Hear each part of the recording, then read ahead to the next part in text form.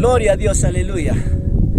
En este día maravilloso, a la verdad estoy contento en este lugar maravilloso, un lugar fascinante, un lugar estratégico donde se puede mencionar las cosas de Dios.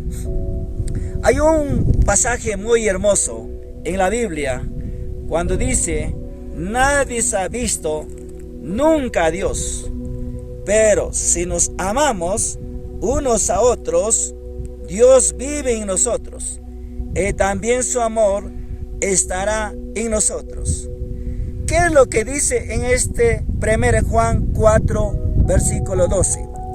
Nadie se ha visto nunca a Dios, pero si nos amamos unos a otros, Dios vive en nosotros y también su amor estará en nosotros. ¿Eso qué significa? Eso significa en un matrimonio, cuando nosotros cómo podemos resolver los conflictos. Hay conflictos internos, hay conflictos externos. Conflictos internas, pareja, dentro del cónyuge. Externas con el suegro, cuñado, vecino, otros personajes. Entonces Juan aconseja: ningún matrimonio no alcanzó a entender el poder de Dios. Ninguna familia no hemos tenido encuentro en personal con Dios. Pero dice Juan: si ustedes se aman, han conocido a Dios. Si ustedes se aman, el Dios está en ustedes. Para que un matrimonio pueda resolver un conflicto, se necesita controlar su ira.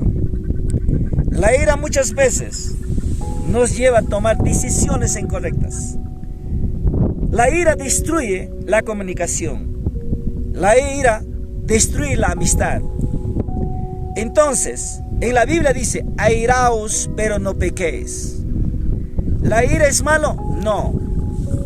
¿La ira es pecado? No.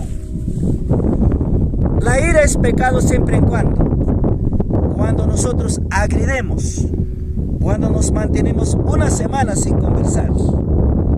La ira es muchas veces cuando tú dices: hazme esto, y no hace caso, porque yo quiero que haga y no quiere hacer. Entonces la ira aparece en nosotros, por lo que uno quiere hacer lo mejor. Jesús se enojó cuando su casa de su padre estaba usurpado. Los fariseos saduceos habían convertido como un mercadillo, donde ahí estaban pues vendiendo palominos, sacrificando animales, cambistas. Con la ira santa lo echó afuera, a chicotazos a la gente. Eso no fue un pecado, porque estaba purificando, manteniendo en la santidad casa del Señor. En el hogar tendremos conflictos de ira. La esposa se enojará, el esposo se enojará por cierto pequeñeces, pero eso quiere decir, no vamos a mantener una eternidad. Siempre tenemos que tener una salida de esa ira a un encuentro en la comunión. Segundo paso para resolver el conflicto se llama la expresión. ¿Cómo podemos expresarnos? ¿Cómo podemos platicar? La expresión no es que con gritos se soluciona. La expresión no es con violencia. La expresión tiene que nacer no para empeorar el problema. Al contrario, tiene que traer una solución en la vida. Tercera fase para solucionar el conflicto. Necesitamos internalizarnos. ¿Qué es eso, internalizarnos? Hay que entendernos. Sabemos que la esposa está enferma. Sabe también la esposa que el esposo está con úlceras. Sabemos que con la enfermedad siempre, cada día convivimos. Hay nerviosismos, hay problemas, cosas. Entonces, ante un problema, no es que nosotros enfoquemos en un problema acreciente, un problema que puede destruir a ambos, sino hay que tomar una consideración. Mi interna debe decir: mi esposa también es frágil. El tercer fase, la confesión, es importante. Una pareja tiene que confesarse. Yo me enojé con esto, estoy disgustado con esto, contigo estoy disgustado, entonces no volvamos a hacer esto. Entonces, confesarnos es decirnos los disgustos, sacar al aire, disgusto poner en la mesa, y entre eso hay una comunicación plática, una asamblea. En eso se resuelve el problema. Por eso en Santiago 5:16 dice: no debemos dañarnos con tu interlocutor, no debemos dañarnos unos a otros, porque en el camino hay un largo viaje en el matrimonio. Ahora, otra fase: escucharse con boca cerrada. Cuando tu interlocutor te habla, cierra la boca, escúchale. ¿Qué es lo que quiere decir tu esposa? ¿Qué es lo que quiere decir tu esposo? Pero si uno está hablando, el otro también habla. Total, ¿de dónde viene la solución? No va a haber solución de ambos.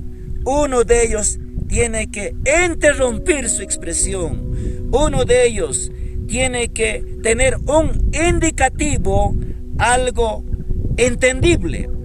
No sacar conflicto ni empeorar el conflicto. ¿Sabes? El que habla debe utilizar 37%, el que debe escuchar 7% menos participativo. Entonces, el lenguaje de los dos, para que haya comprensión, tiene que ser 56%. Entonces, cuando hay 56%, en el libro de Proverbios 18:13 dice: el que debemos estar atentos al que responde palabra antes de oír, le es fatuidad y oprobio. Eso significa falta de entender, falta de escuchar, interviene con sus palabras. Esa es fatuidad, falta de entender, falta de sabiduría, falta de cordura. Ahora, para solucionar el problema en otra fase, punto 4 dice: escucha con la mente abierta. Para poder resolver conflicto se necesita que la mente tiene que estar abierta. Acerca de la otra persona, ¿qué es lo que te está diciendo? ¿A dónde quiere apuntar? Este es el amor, este es la comunicación. Y por último, cuidado con lo que dice. El que habla no tiene que hablar insultando.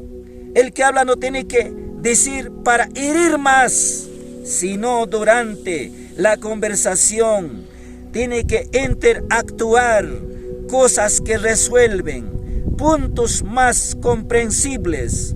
Estas cosas, una vez dichas, ya no pueden ser borradas.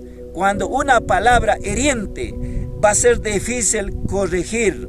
Las palabras que hieren tanto o más que golpean, eso va a traer furia en el corazón de la pareja.